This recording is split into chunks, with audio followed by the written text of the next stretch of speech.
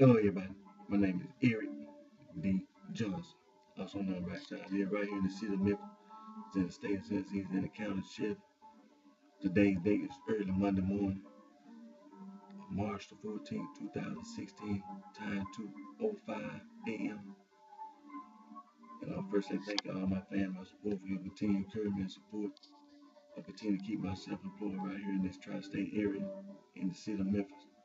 And I'll continue to further my education, marketing classes online, soon my associate degree studying business administration, concentration marketing.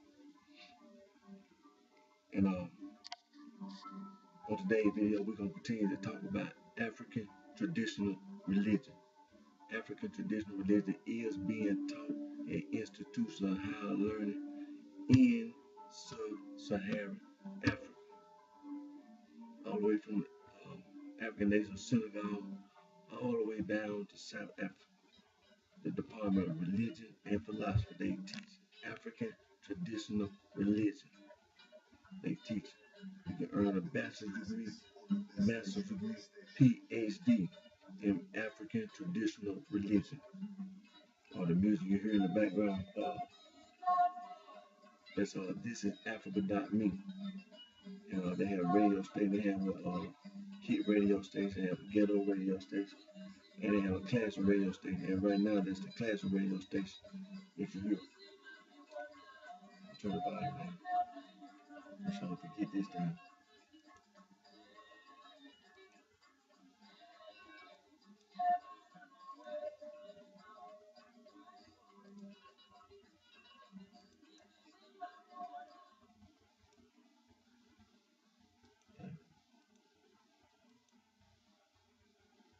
Make sure when the YouTube video come on, make sure I turn the volume back up.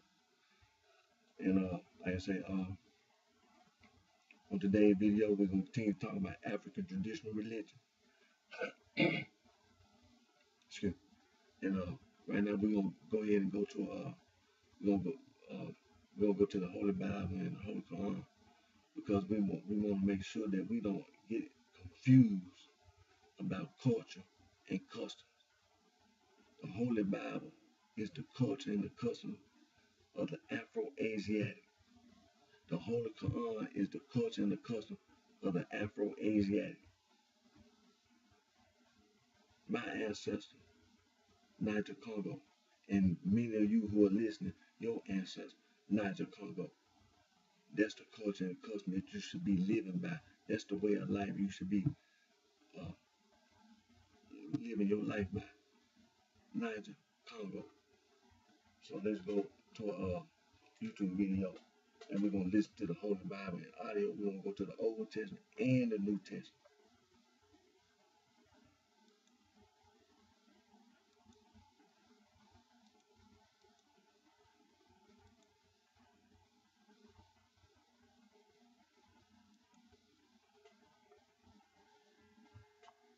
Yes, turn the volume up.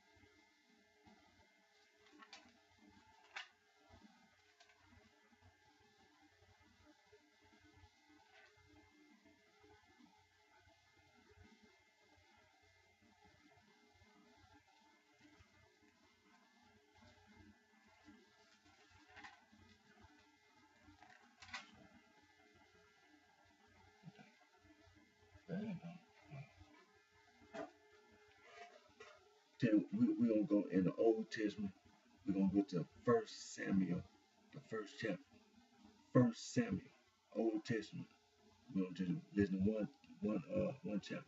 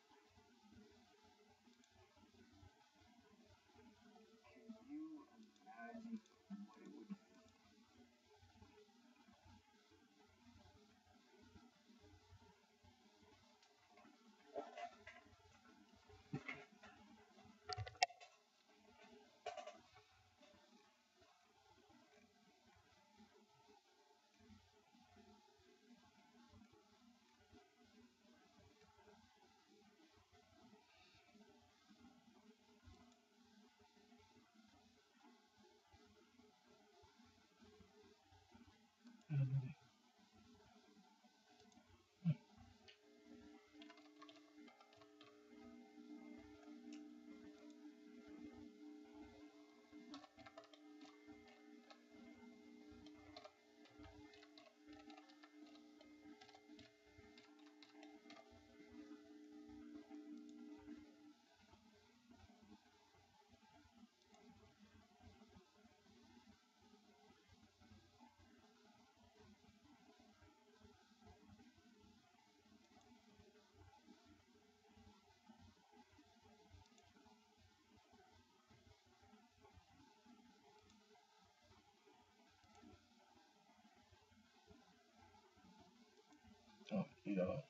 I had went back and it jumped off something else.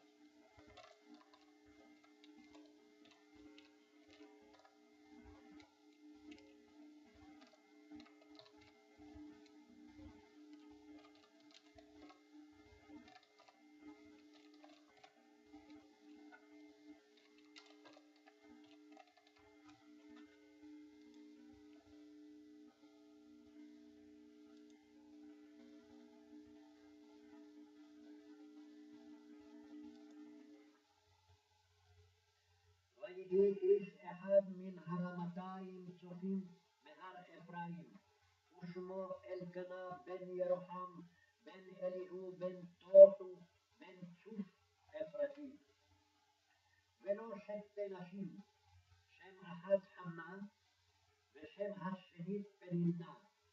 ויהי לפנינה ילדים, ולחנה אין ילדים. ועלה האיש ההוא מעירו מימים ימימה להשתחוות ולזבוח לאדוני צבאות בשילה. ושם שני בני עלי, חופני ופנחס, כהנים לאדוני. ויהי היום, ויזבח אלקנה, ונתן לפנינה אשתו ולכל בניה ובנותיה מנות. ולחנה ייתן מנה אחת אפיים, כי את חנה אהב, ואדוני סגר רחמה. וכי עשתה צרתה גם כעס בעבור הרעימה, כי סגר אדוני בעד רחמה. וכן יעשה שנה ושנה מדי עלותה מבית אדוני, כן תכעסנה, ותבכה ולא תאכל. ויאמר לה אלקנה אישה, חנה, למה It's a Hebrew תבכי, Holy ולמה לא Language תאכלי, Institute. ולמה ירע Learn לבבך, biblical Hebrew הלא אנוכי טוב לך מעשרה at the בנים. YouTube channel. ותגור חנה אחרי אוכלה ושילה, ואחרי שתו, ועלי הכהן יושב על הכיסא, על מזוזת היכל אדוני. והיא מרת נפש, ותתפלל על אדוני ובכה תבכה. ותדור נדר ותאמר, אדוני צבאות, אם ראה תראה בעוני אמתך, וזכרתני, ולא תשכח את עמדך, ונתת לאמתך זרע אנשים, ונתתיו לאדוני כל ימי חייו, ומורא לא יעלה על ראשו. והיה כי הרבתה להתפלל לפני אדוני, ועלי שומר את פיה. וחנה היא מדברת על ליבה, רק שפתיה נעות, וקולה לא ישמע, ויחשביה עלי לשיכורה. ויאמר אליה עלי, עד מתי תשתכרין? הסירי את עינך מעלייך. ותען חנה ותאמר, לא אדוני, אישה קשת רוח אנוכי, ויין ושיכר לא שתיתי, ואשפוך את נפשי לפני אדוני. אל תיתן את אמתך לפני בת בליעל, כי מרוב שיחי וכעסי דיברתי עד הנה. ויען עלי ויאמר, לכי לשלום, ואלוהי ישראל ייתן את שאלתך אשר שאלת מעמו. ותאמר,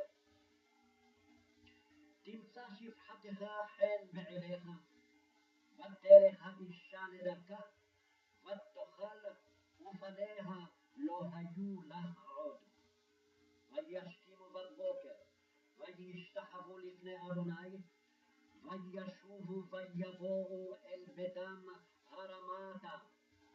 וידע אלקנה את חנה אשתו, ויזכריה אדוני.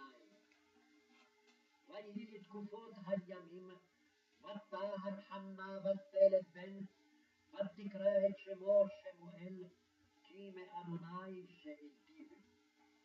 ויעל האיש אלקנה וכל ביתו, לזבוח לאדוני את זבח הימים ואת נדרו. וחנה לא עלתה, כי אמרה לאישה, עד יגמל הנער, והביא אותי ונראה את פני אדוני, וישב שם עד עולם. ויאמר לה אלקנה אישה, עשי הטוב בעינייך, שבי עד גומלך אותו, אך יקם אדוני את דברו. ותשב האישה, ותלד את בנה, עד גומלה אותו. ותעלהו עמה, כאשר גמלתו, בכרים שלושה ואיפה אחת קמח ונבל יין. ותביאהו בית אדוני שילה, והנער נער. וישחטו את הפר, ויביאו את הנער אל עלי. ותאמר, בי אדוני, חי נפשך אדוני, אני האישה הניצבת עמך בזה, להתפלל אל אדוני. אל הנער הזה התפללתי, וייתן אדוני לי את שאלתי, אשר שאלתי מעמו. וגם אנוכי, השאלתיהו לאדוני, כל הימים אשר היה, הוא שאול לאדוני, וישתחו שם לאדוני. פרק ב'. ותתפלל חנה ותאמר.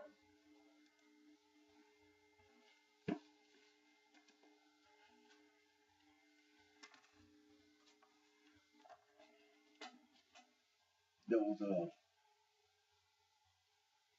in the Old Testament, the book of First Samuel, the first chapter, First Samuel, the first chapter. So what we're gonna do now, we're gonna go to the New Testament.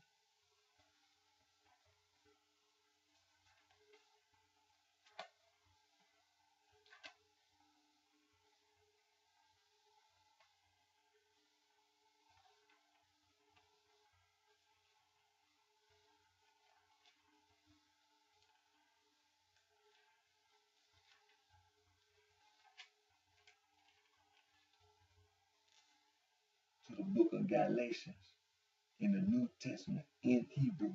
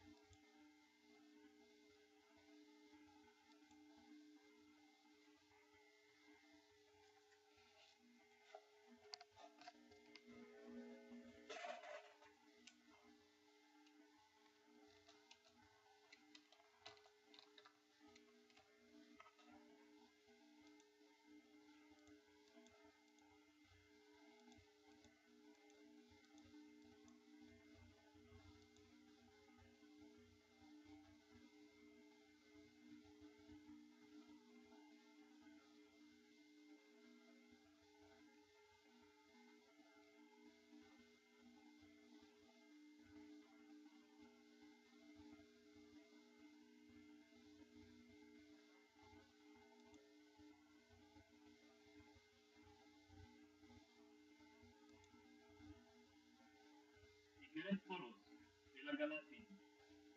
פרק א'. מאת פולוס, שליח שאינו מטעם בני אדם, אף לא נתמנה על ידי אדם, אלא על ידי ישוע המשיח ואלוהים האב, שהקימו מן המתים, ומאת כל האחים אשר איתי, אל קהילות גלתיה. חסד לכם ושלום, מאת האלוהים אבינו, ומאת אדוננו, ישוע המשיח, שנתן את עצמו על חטאינו, כדי לחלצנו מן העולם הרע הזה, כרצון אלוהים אבינו. לאלוהים הכבוד לעולמי עולמים. אמן. מתפלא אני שכל כך מהר אתם שרים ממי שקרא אתכם בחסד המשיח, ועוברים אל בשורה אחרת, ואין אחרת, אלא שיש כמה אנשים המבלבלים אתכם וחפצים לעוות את בשורת המשיח. אך אם מישהו, אפילו אנחנו, או מלאך מן השמיים, יבשר לכם בשורה שונה מזו שבישרנו לכם, חרם יהיה. אני חוזר ואומר מה שאמרנו קודם לכן. אם מישהו ישמיע לכם בשורה שונה מזו שקיבלתם, חרם יהיה. האם אל בני אדם אני מתרסק כעת, או אל אלוהים? האם משתדל אני למצוא חן בעיני בני אדם? אילו עדיין השתדלתי למצוא חן בעיני בני אדם, לא הייתי עבד המשיח. הרי אני מודיע לכם, אחי, כי הבשורה שבישרתי אינה לפי מחשבת אדם, שכן לא קיבלתיה מאדם, אף לא לימדוני אותה, אלא קיבלתיה בהתגלות של ישוע המשיח. הרי שמעתם על התנהגותי בעבר ביהדות, שרדפתי נמרצות את קהילת אלוהים, ועשיתי בה שמות, והתעליתי ביהדות על רבים מבני גילי אשר בעמי, משום קנאתי היתרה למסורות אבותיי. אבל כאשר אלוהים שהקדישני מרחם אמי וקראני בחסדו, רצה לגלות לי את קומו, כדי שאבשרנו בגויים, לא נועצתי אז עם בשר ודם. גם לא עליתי לירושלים אל מי שהיו שליחים לפניי, אלא יצאתי לערד, ואחר כך חזרתי לדמשק. לאחר ככלות 3 שנים עליתי לירושלים לראות את חיפה, ושהיתי אצלו 15 ימים. שליח אחר לא ראיתי, אלא את יעקב, אחי אדוננו. באשר לדברים שאני כותב עליכם, אלוהים עד שאינני משקר. אחרי כן באתי על גלילות סוריה וקיליקיה, אבל לא הייתי מוכר באופן אישי לקהילות המשיח אשר ביהודה. הם רק שמעו כי האיש אשר רדף אותנו בעבר מטיף עכשיו את האמונה שבעבר עשה בה שמות, והיללו את אלוהים בעבורי. פרק ב'. אחרי 14 שנים עליתי שוב לירושלים יחד עם ברנבא, וגם איתי.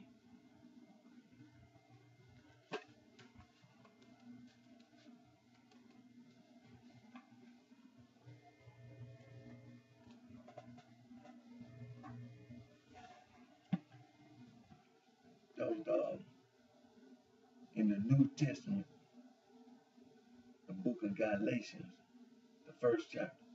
And we lived, and it was in Hebrew. It was in Hebrew. So, as you can see, it's not Niger Congo culture. It's not the Niger Congo customs. It's Afro-Asiatic culture and customs. That's what you hear. So now we're going to go to the Holy Quran.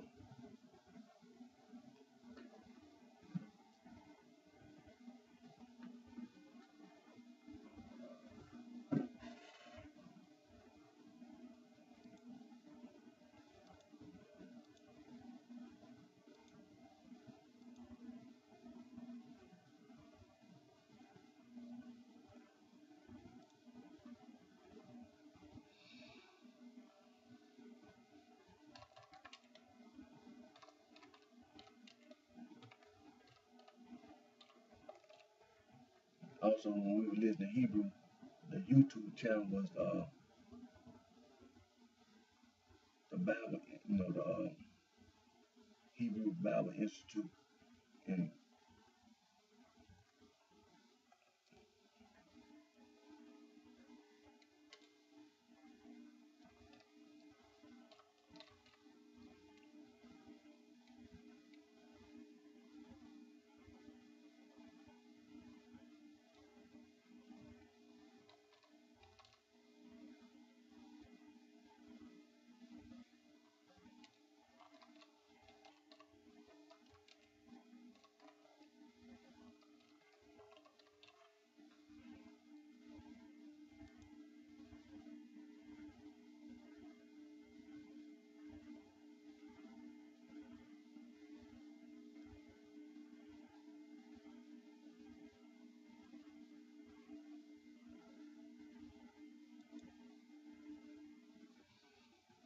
can go to this YouTube channel, The Meaning of Islam.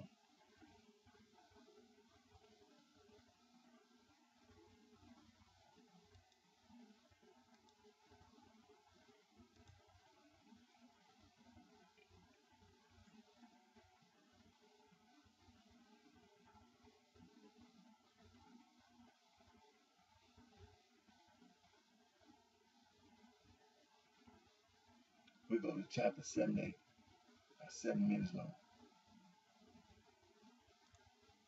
Chapter 78, 78. Things in my life right now. I'm providing for my family through soccer and school. You can use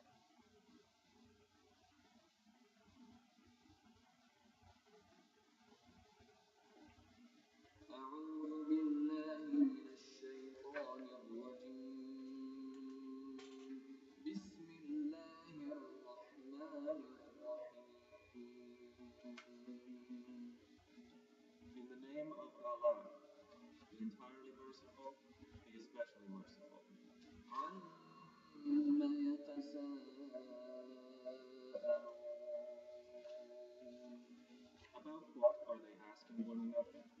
عَنِ النَّبَإِ الْعَظِيمِ About the great news. الَّذِي هُمْ فِيهِ مُخْتَلِفُونَ That over which they are in disagreement. كَلَّا سَيَعْلَمُونَ No, they are going to know. ثُمَّ كَلَّا سَيَعْلَمُونَ Then no, they are going to know. أَلَمْ نَجْعَلِ الْأَرْضَ مِهَادًا Have we not made the earth a resting place? وَالْجِبَالَ أَوْتَادًا And the mountains as stakes. وَخَلَقْنَاكُمْ أَزْوَاجًا And we created you in pairs. وَجَعَلْنَا نَوْمَكُمْ سُبَاتًا And made your sleep a means for rest. وَجَعَلْنَا اللَّيْلَ لِبَاسًا And made the night as clothing. وَجَعَلْنَا النَّهَارَ مَعَاشًا And made the day for livelihood. وَبَنَيْنَا فَوْقَكُمْ سَبْعًا شِدَادًا And constructed above you 7 strong heavens. وَجَعَلْنَا سِرَاجًا وَهَّاجًا And made therein a burning lamp. وَأَنزَلْنَا مِنَ الْمُعْصِرَاتِ مَاءً ثَجَّاجًا And sent down from the rain clouds pouring water. لِنُخْرِجَ بِهِ حَبًّا وَنَبَاتًا That we may bring forth thereby grain and vegetation. وَجَنَّاتٍ أَلْفَافًا And gardens of entwined growth. إِنَّ يَوْمَ الْفَصْلِ كَانَ مِيقَاتًا Indeed, the day of judgment is an appointed time.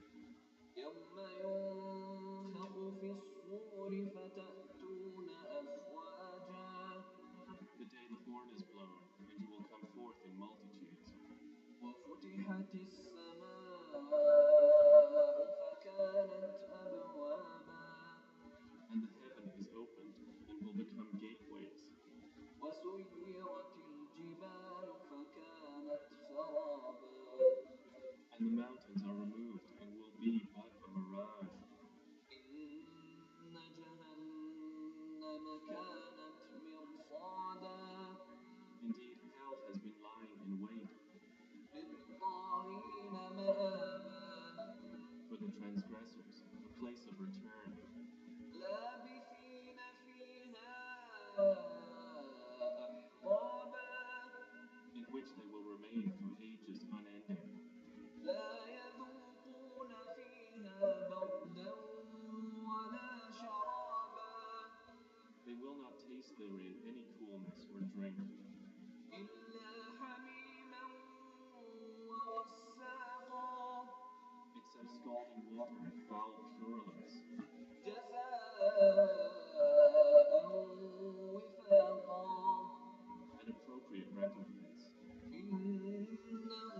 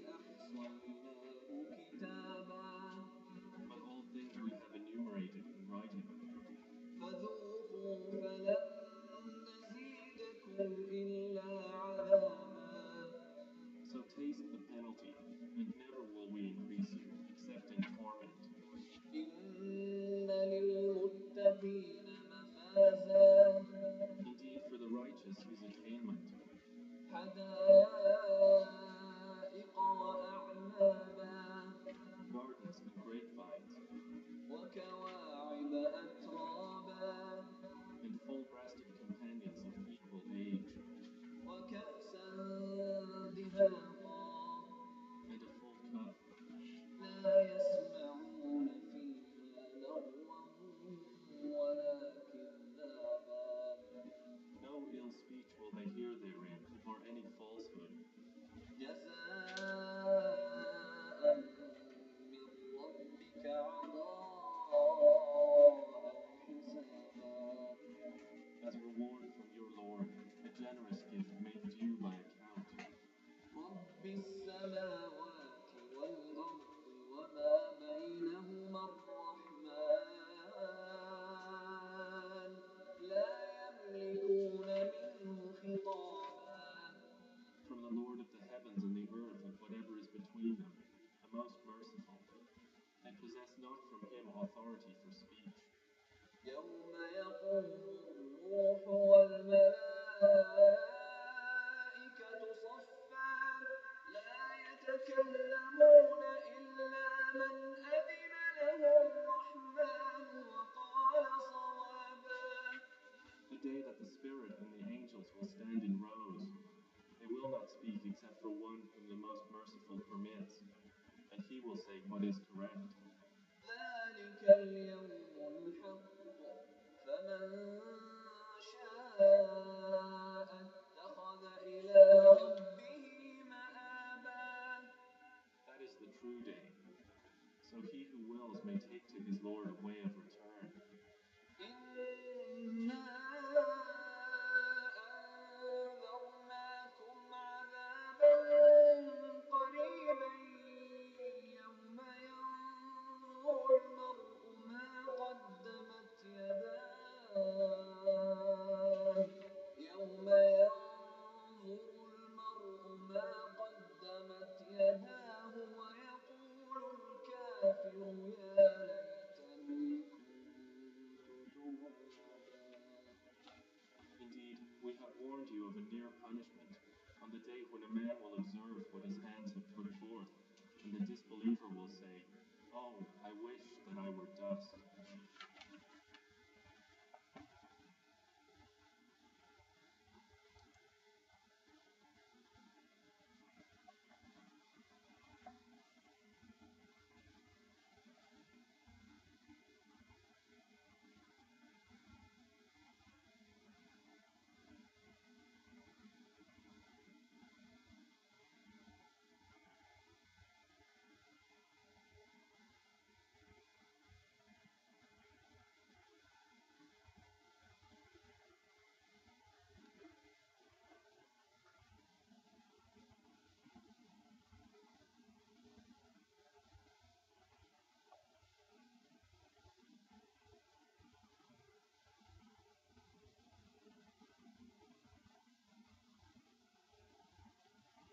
Okay,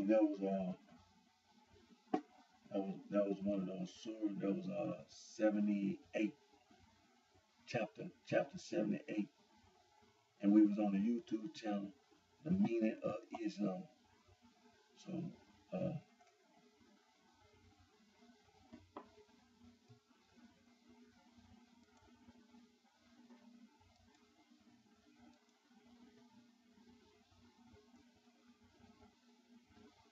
and so as you can see, it's quite evident that this Afro-Asiatic culture, from when you hear all that stuff that's wrote down in that book, the handwriting, that is not Niger Congo culture or custom. First of all, with that Hebrew and that Arabic and that Afro-Asiatic, that handwriting is not Niger Congo. It's Afro-Asiatic. That must don't even say that it's not. No, it's not.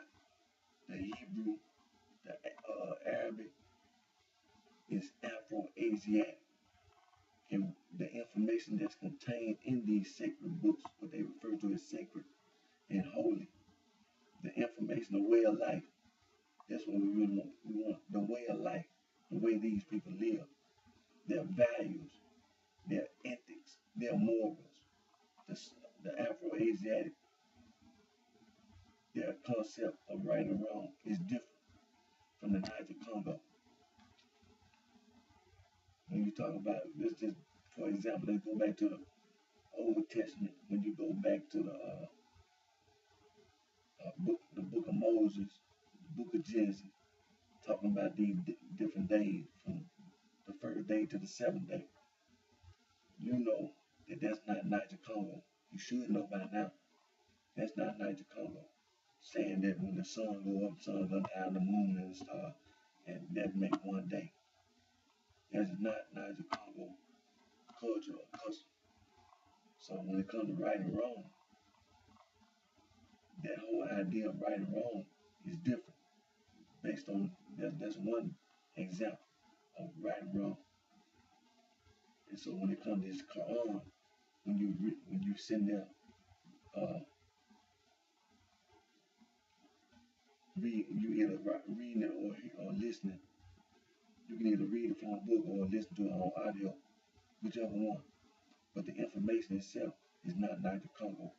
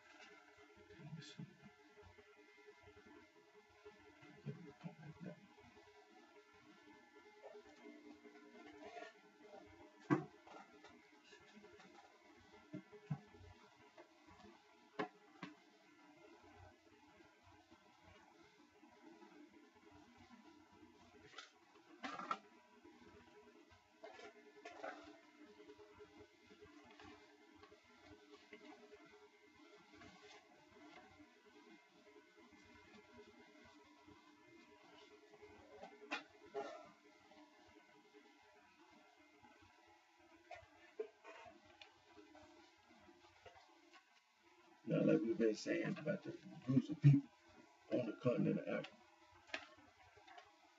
Now, groups of people, people who live on the continent of Africa,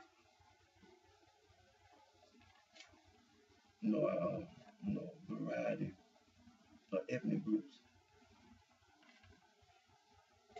And this is a language map.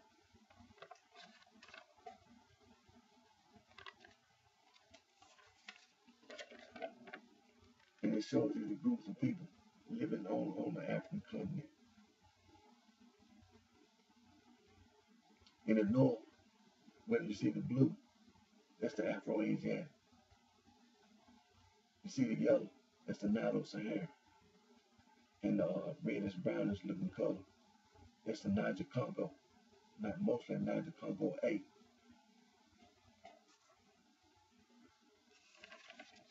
Now this is the other part of the map. And as you can see, the rest of the map, the brown, all that brownish looking color, that's Niger Congo B, the Bantu. Then you see the greenish color, that's the Koi and sand. And you see a little yellow, there's a few Nilo-Sahara. And then over there on the island of Madagascar, that's the Austronesians.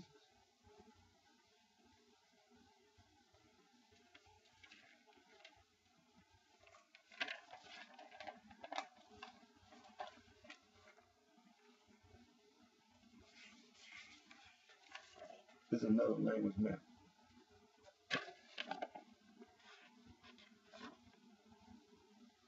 It shows you the people of Africa and what language they speak and where they live.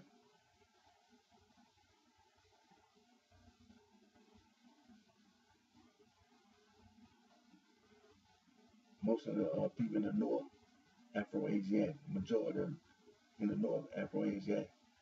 Then you have Nilo-Saharan, and then you have the Niger Congo in West Africa and in Bantu land.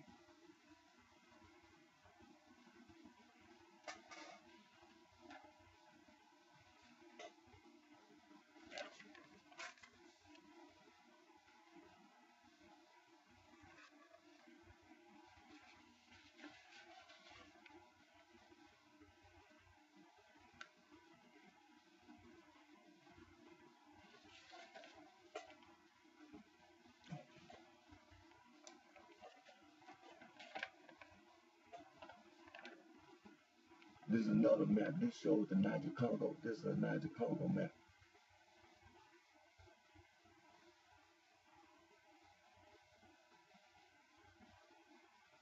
This one is showing all the Niger Congo language classification.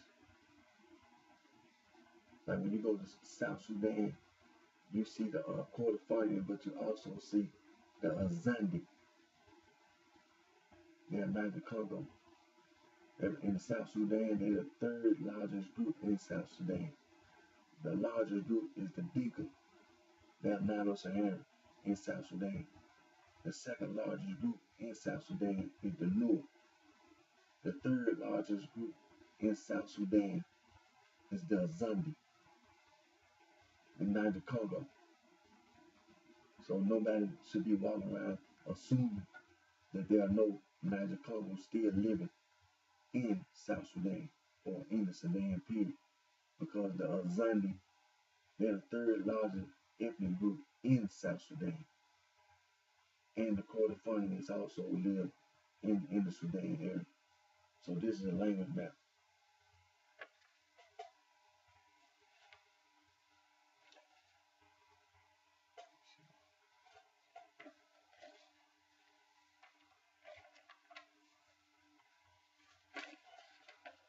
This is another Niger Congo map.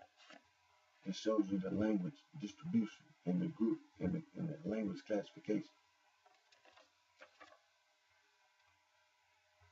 This is Niger Congo. And it shows you all the Niger Congo people that are living in sub-Saharan Africa.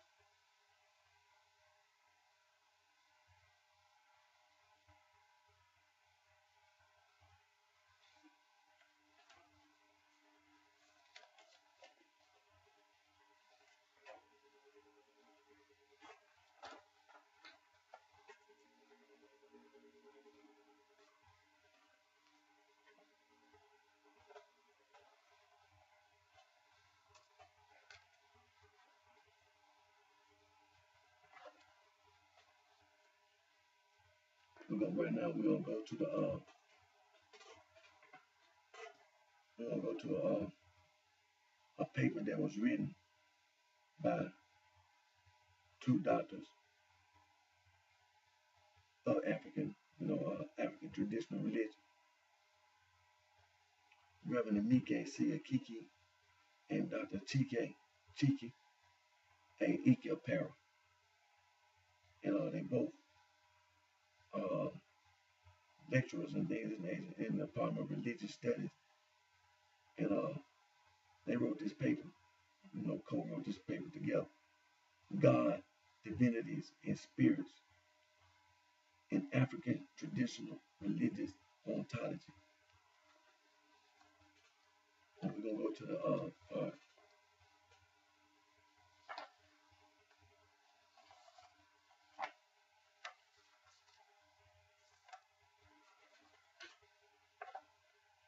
We're going to read the part where it says, Attributes of God, Supreme Being in Africa.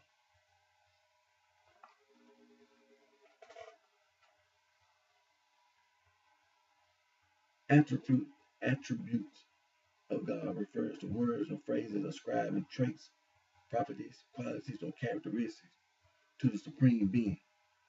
These attributes are anthropomorphic in nature.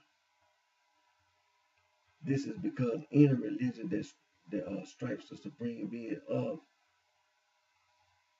anthropomorphic phenomenon will eventually end up as an abstract religion that does not have human feelings and is not fully realizable in the world. Anthropomorphism is the ascribing of human character to God. J. Omosede Ewelelu and P. Adelumo Dupemu explained that anthropomorphism has been found in all religions as a way of expressing ideas or concepts about the preternatural world of realities.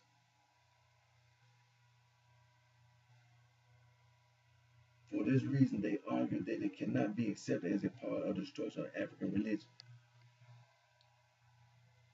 As we study these attributes of God in Africa, we must be conscious of this fact that there are no sacred scriptures of African religion for us to consult and know what these attributes are, as one who wishes to study the attributes of God in Christianity or Islam would do.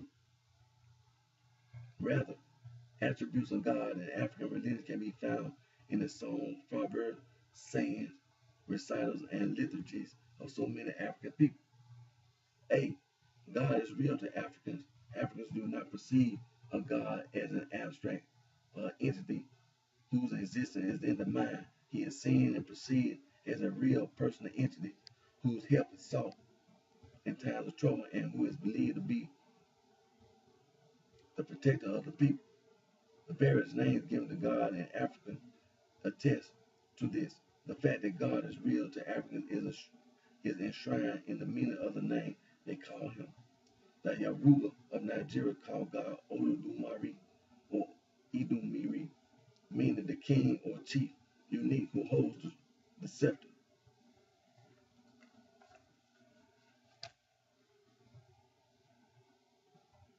Wields authority and has a quality which is superlative in work, and he is at the same time permanent, unchanging, and reliable. Another Yoruba name for God is Oluron, meaning the owner of heaven, or the Lord of heaven, showing God as the author of all things, both valuable, both visible and invisible. The Igbo of Nigeria call God by these names: Chukwu, meaning source being, which connotes the great one from whom being originated; Chineke, meaning the source being who creates all things. The Edo of Nigeria knows God as Osenubue or Osenubue, which means the source of all beings who carries and sustains the world or universe. Among the Nu of Nigeria, God is called Soko, which means the creator or supreme deity that resides in heaven. The Iwi and Fon people of Dahomey call God Nene Baluku, which means the great ancient deity. Among the Akan and Gay people of Ghana, God is known by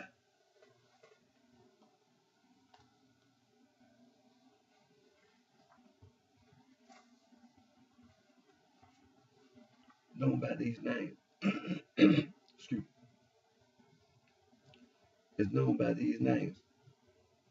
Odaman Kome, meaning he who is uninterruptible, infinitely and exclusively fully of grace, or he who is alone is full of abundance or completeness, or he who in his grace has completed everything in heaven and on earth.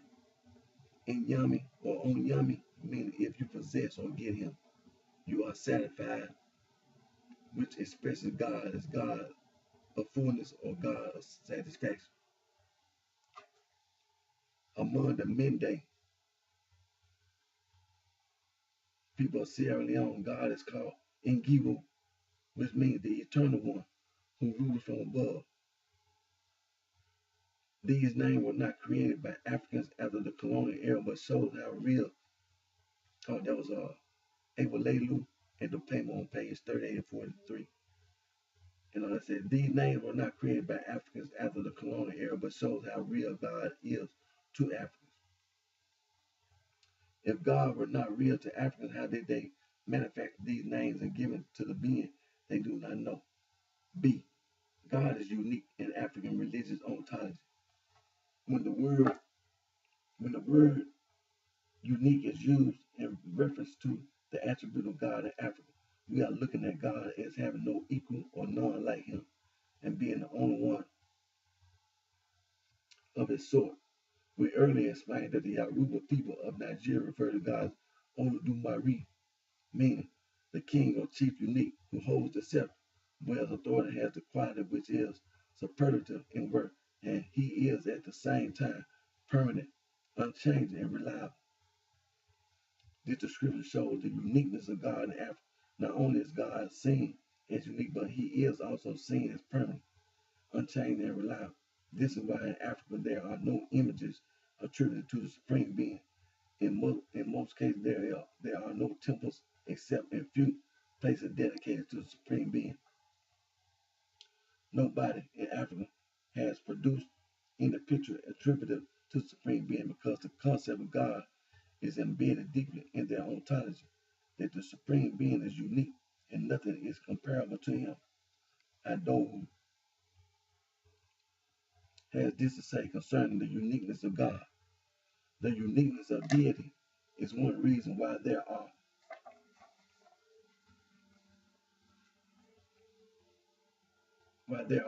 no images graven or in drawing or in painting of him in Africa.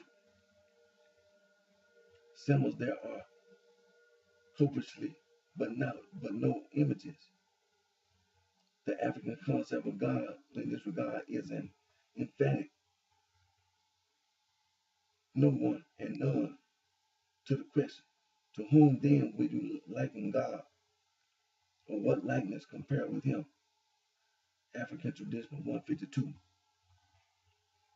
Alice Werner, in describing Liza, the name used for the high god by the Bale, Botenge, and other tribes of northern Zambia, explained that Liza is described as the one who does what no other can do.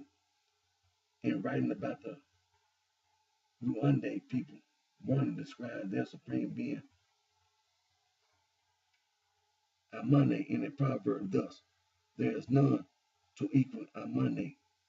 These descriptions show the uniqueness of the supreme being in African religious ontology. Evans Pritchard, in his definite view of God known as Kwa among the Nur people of Sudan, says the Nur word we translate God is Kwa, quote, spirit. We may certainly say that the Nur do not regard the sky or any celestial phenomenon as God, and this is clearly known in the distinction made between God and the sky,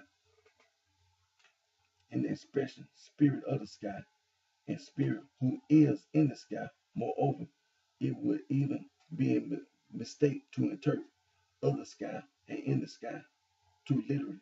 They may address the moon, but it is God to whom they speak through it, for the moon is not regarded as such, as spirit or as a person, though God is not sky, moon, rain, and others. He reveals himself through them. Evans Pritchard has carefully explained that though the various natural phenomena are not God from the African concept of God, they are vehicles through which God reveals himself to people. We still maintain that God is unique, and that is how Africans see the supreme being. See, God is transcendent and immanent. These two words, transcendent and immanent, could be seen as two sides of the same coin. Transcendent means that something is beyond what is natural and normal and different from it. When Africans see God as transcendent, it means that Africans see God as transcendent. It means that God is not limited to a particular place and time as human beings are. B, it means that God lives outside the natural world in which human beings live. C, it also means that human beings can never fully comprehend the will or thoughts of the supreme being. He is beyond their understanding. D, it further means that God is always there first. He is the creator of all things and the initiator of all events. E finally means that human beings feel awe when they remember the presence of God. He is good and trustworthy in a way that they are not. As an immanent God, Africans see him as God whose presence is felt by people within the natural world. This means that they feel his presence around their surroundings and though what happens to them and their family. Africans see God as very present within the natural world to help protect and deliver his creation. Although at the same time he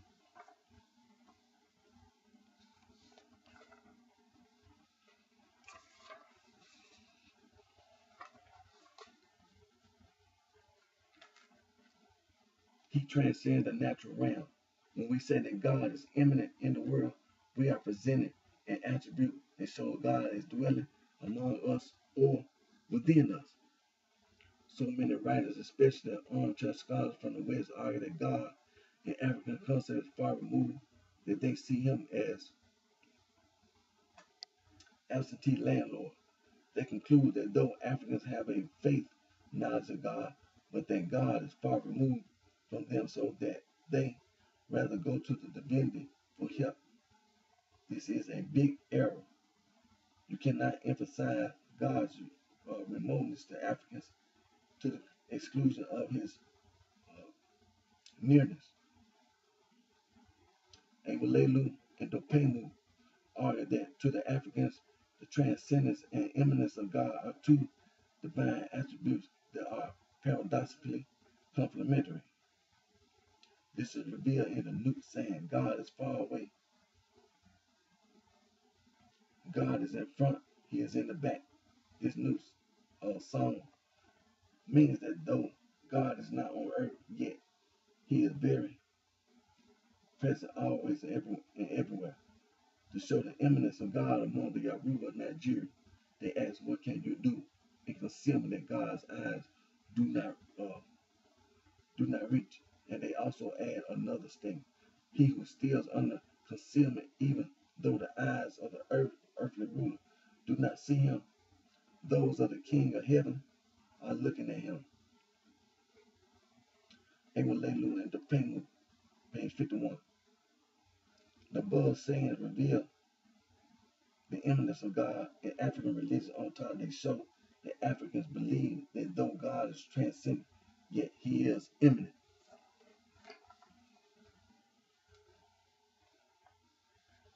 D. In Africa, God is eternal and immortal. The Africans do not see the Supreme Being as one who will one day cease to be or one who will eventually die. They rather see him as the eternal and immortal one who lives forever. To satisfy the human soul, this is why they hold that the Supreme Deity is the ever-living reality whose being stretches to eternity. Ewolelu and Dopemu, a Yoruba epithet of phrases, a phrase describes this eternal and immortal attribute of the Supreme Being in Africa. Oyiji Ote Iku, the mighty, immovable, hard, ancient, durable rock that never dies.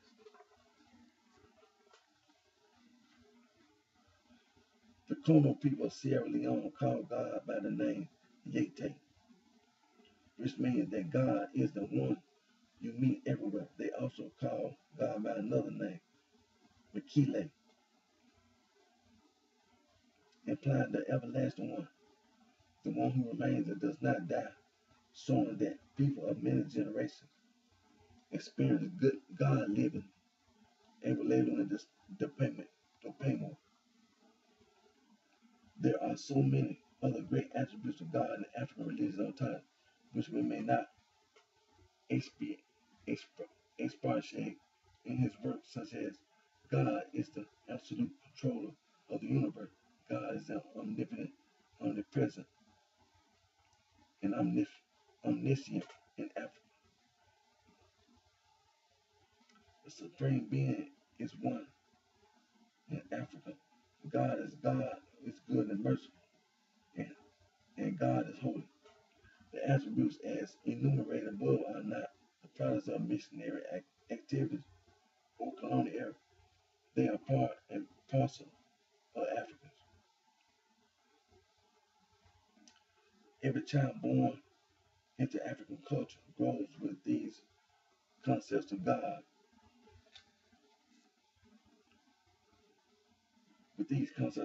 and he does not need to learn them because they are imbued in their folklore, myths, short stories, short sayings, proverbs, ceremonies, and everything around them. These attributes show the place of the Supreme Being in the African traditional religious ontology. No one under any guise should say that Africans did not know God before colonial era or before the coming of the missionaries. The knowledge of God as Supreme Being in Africa has been part of our culture from time immemorial. I'm going to stop on that one right there.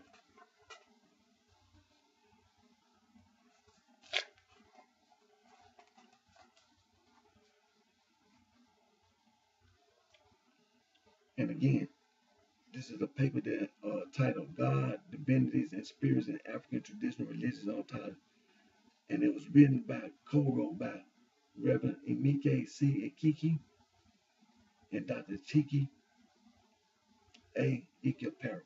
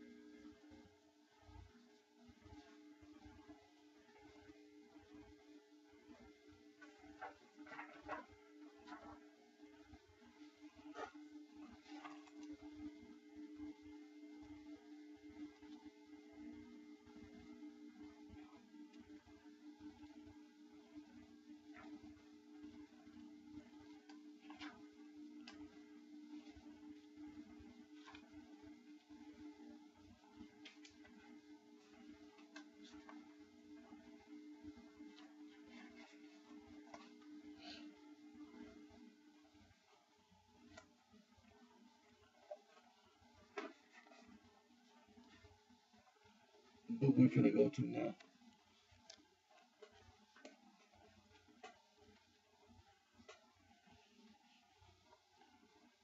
The book we're going to now. West African Traditional Religion.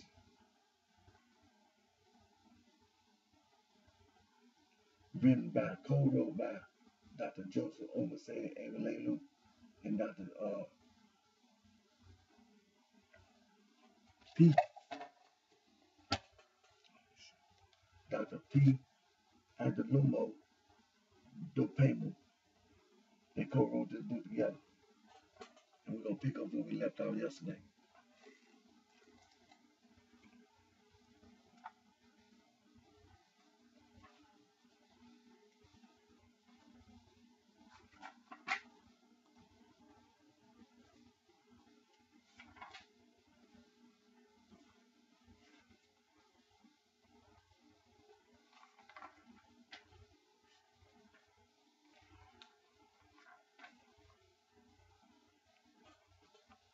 Attributes of God are those words or phrases. Now, I might not, while everybody listen, I might not do the whole thing because let me see how many pages. 1, 2, 3, 4, 5, 6, 7, 8. Well, it's about 8.5 pages. So I might read like 4 pages.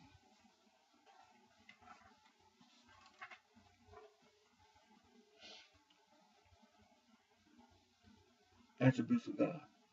Attributes of God are those words or phrases ascribing traits, properties, qualities, or characteristics to the Supreme Being. Such attributes are necessarily anthropomorphic. We have already pointed out that anthropomorphism is a natural attendant of every religion. Any religion that tends to free itself from this phenomenon is a necessity abstract.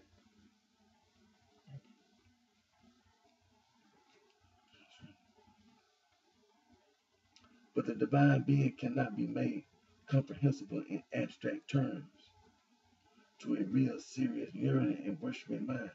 No one will ever put a faith in a non-personal, metaphysically projected, non-living entity. Man has at all times found satisfaction in a deity who lives, who acts, who directs, whose hearts, who sees, who controls, and who speaks, who and who does all that a person or the highest authority will do. All these will come out nearly clear in the attributes of God, as to which we shall now turn. But before then, we have to remind ourselves that the concept of the supreme being in West African religion is found not only in the names and attributes of God, but also in the song, proverbs, sayings, recitals, and liturgies of the people which we have examined above. We have seen what the concept of God is by analyzing some of the West African names of God etymologically. We also know that some of the names are so ancient that they defy real analysts. And so we cannot claim with absolute certainty that we have got a clear vision of the concept of God through the etymological exercise. We cannot depend upon the etymologies of the names only for a full comprehensive knowledge of God.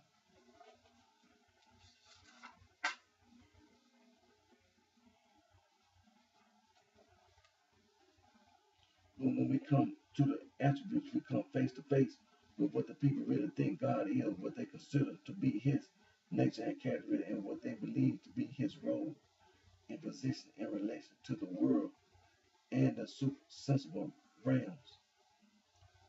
With the attributes, therefore, we are on a firmer ground as regards the detailed knowledge of the concept of God in West Africa. Belief. The people's picture of the Supreme Being will not only stand out clearly by examining these attributes, but it will also show us how philosophically thoughtful the peoples are. Let us now look at some of these appendages and appellations that describe the nature and character of God. We shall name the attribute and then illustrate it from different localities. God is unique. The Yoruba as well as the Edo have a myth which shows that in all things God is unique. They have it that in the times prehistory there was no land, everything was water, and Olokon was the god of the sea, which covered the space below. But the time came when the solid earth was created on Olokon's domain by the supreme being. For this, Olokon was angry and felt humiliated. He decided to destroy the earth by inundating it. However, the supreme deity sent Kurum Mile, the oracle of divinity, to thwart the attempt on Olokon to reclaim his territory. But this did not end the conflict between Olokon and the supreme deity. Olokon began to consider ways in which he might humiliate or outwit God, seeing that his power had proved to be greater than his own. at last he saw immense in his great power as a weaver and dyer. He had an array of adorable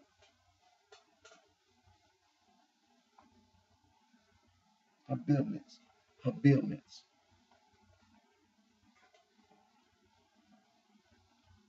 and in those he believed that he had excelled all divinities and supreme deity himself. Olokon thereby sent a message to the supreme deity challenging him to a display of splendor and majesty. The supreme deity received the challenge on the appointed day. He summoned his messenger and instructed him to carry a message to Olokon that he was sent and he was ready for the contest. Olokon was happy and he put on a garment of delicate texture and brilliant colors. As the messenger looked at it, his skin turned the exact colors of the dress. Olokon was angry at seeing this, and he went in to change into a brighter and more appealing dress. Olokon found that God's messenger was also wearing the same type of dress. He made a total number of 7 tries and saw that God's messenger skin reproduced the colors perfectly well. He was perturbed. He found that he could neither equal nor defeat God's messenger. In preparation for the contest, he saw the futility of competing with God and concluded that it was even impossible to compete with him since he could not beat his messenger. He therefore acknowledged the greatness of God.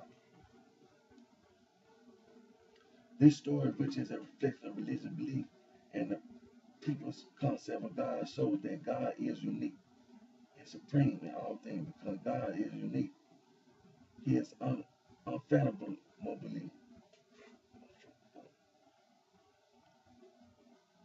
incomparable, indescribably, incomprehensible, transcendent. That is why people do not have pictures and images of him. Sometimes there are no temples of him and no direct worship. Also, the fact that God is king with absolute supremacy or authority emphasizes his uniqueness. He is holy, other, and not in the divinity's pantheon. In other words, he is not of the rank and file of the divinity. The divinities owe their existence to him, and they have no absolute power of their own. God is creator.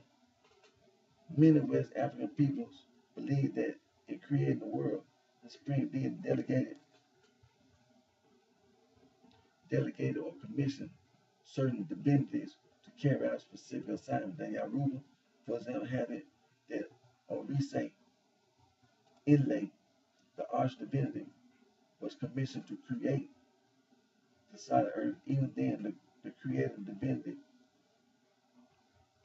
is under order and control and cannot act uh, contrary to the will of the supreme God. That's why, according to the tradition of the Yoruba, the creator divinity had to report back to the supreme beings to take further instructions. That is also the reason why it is only the supreme being deity that can give man that this is also the reason why it is also the supreme being deity that can give man the reason, not the reason, give man the essence of being, as we shall learn later.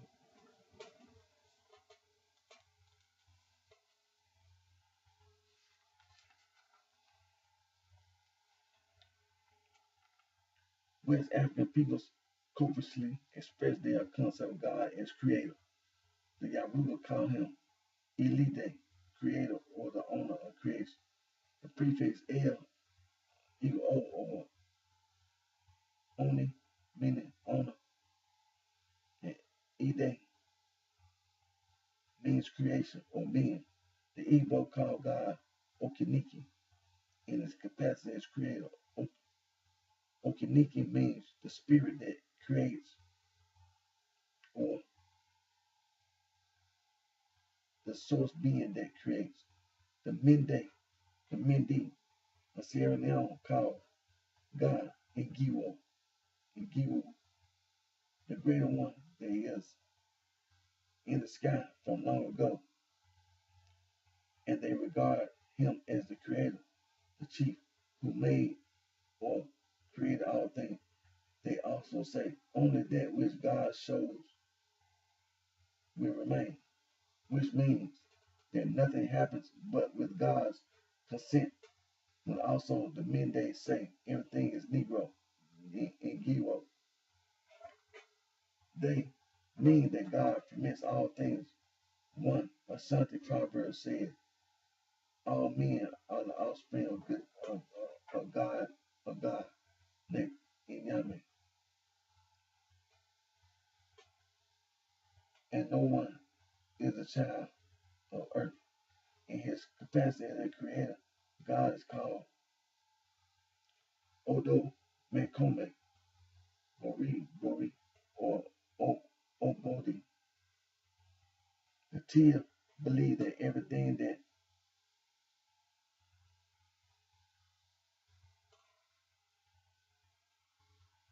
emanates from above is that Aondo power functioning. When the sun rises, they say that Aondo Jiba, Jibetel,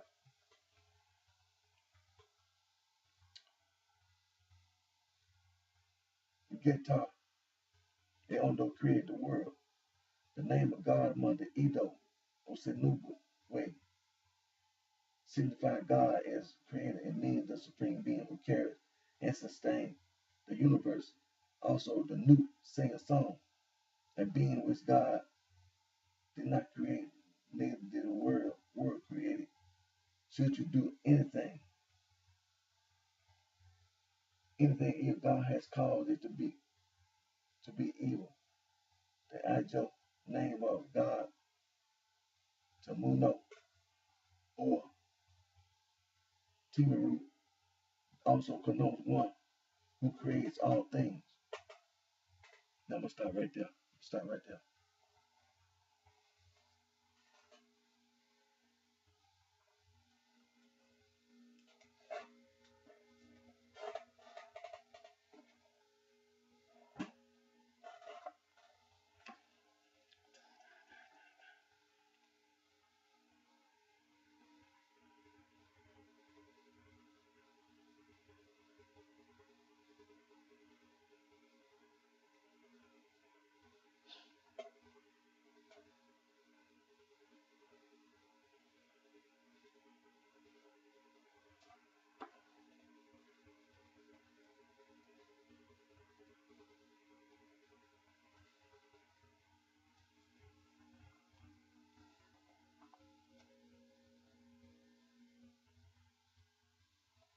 All right, we're gonna read a little part of this.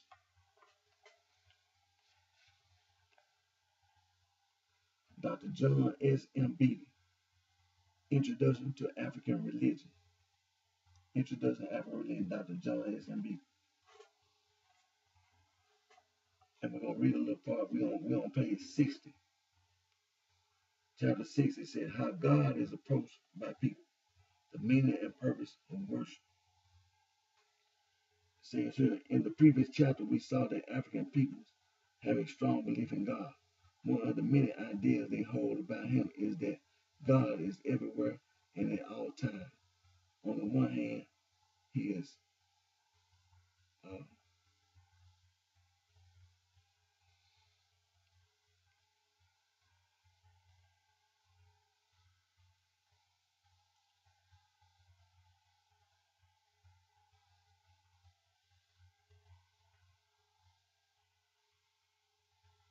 African methods and other religions in the world. These ways of approaching God are often called worship.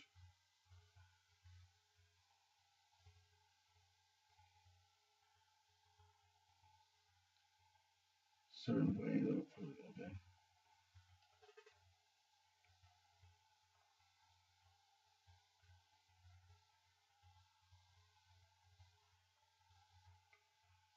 There are several methods in other religions of the world. These ways of approaching God are often called worship. We should first of all look at the meaning of worship in African religion. In some African languages, there is no word for worship, and so instead we find other words like to pray, to sacrifice, to perform rituals, to make an offerings, and so on. These words describe things and actions which are directed towards God and spiritual being.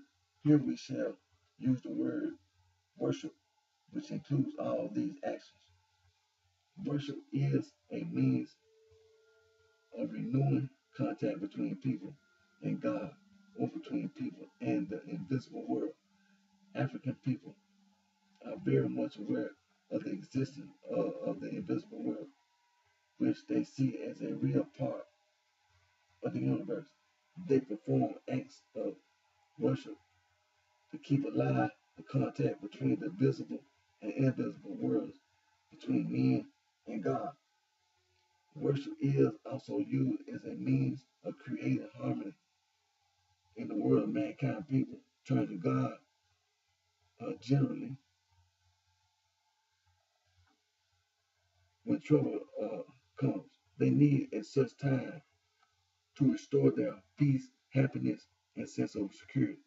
If nothing is done, they fear that things will get worse. Worship helps them to get back a sense of peace and religious harmony in their life and in the world at large. Through worship, man cultivates a spiritual outlook on life. He reminds himself that he is both body and spirit, and that he needs to look after both of these in order to have full integrity. Without this spiritual direction or orientation, man would feel lost in the universe, and life would seem to have no meaning. We have early in the book, we saw early in the book that, according to African ideas, that he is a deeply religious. This is a deeply religious universe. Worship helps to implement their view. Through worship, man exercises a position as the priest of the universe, the one who awakens the universe and links it with God, its creator. It said, acts of worship are a means of linking the spiritual and the physical worlds,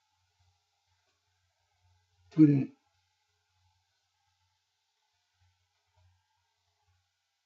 the invisible into touch with the visible. Through worship, man becomes the intelligent bridge between these two worlds and between the creator and the custom, between creator and the creation. In many African societies, it is told in myths that at the beginning, God and man were in very close contact, and that the heavens, or sky, and the earth were united for various reasons. This light, this link,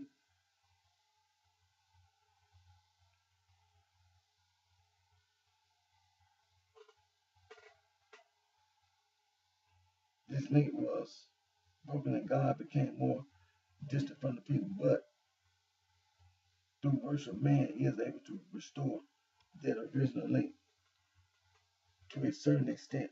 Worship helps people to feel that there is still a relationship between God and man, and that communication between them is still possible. Worship brings them closer together so that people are people are able to feel that they are the children of God. Worship creates a sense of friendship between God and people. Since in worship it is man who strives to approach God. He does so in the belief that God is inapproachable. Let us now the main look at the action, main African ways of approaching God through worship. Now I'm gonna stop on that one right there. I'm gonna stop on that one.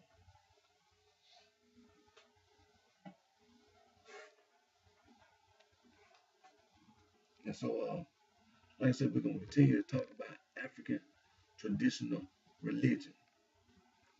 We're gonna get ready to end today's video because we're gonna come back on my next video, and we're gonna continue to talk about African traditional religion. And don't forget these videos with these debates on there with these various groups, the Rastafarian groups, these all these different Muslim groups, some of these Christian groups, just these groups, period.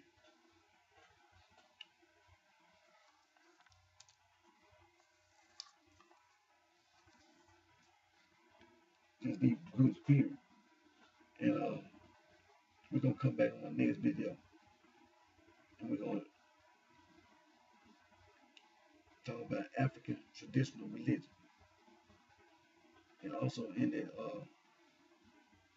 when we're talking about African traditional religion and so on, we're gonna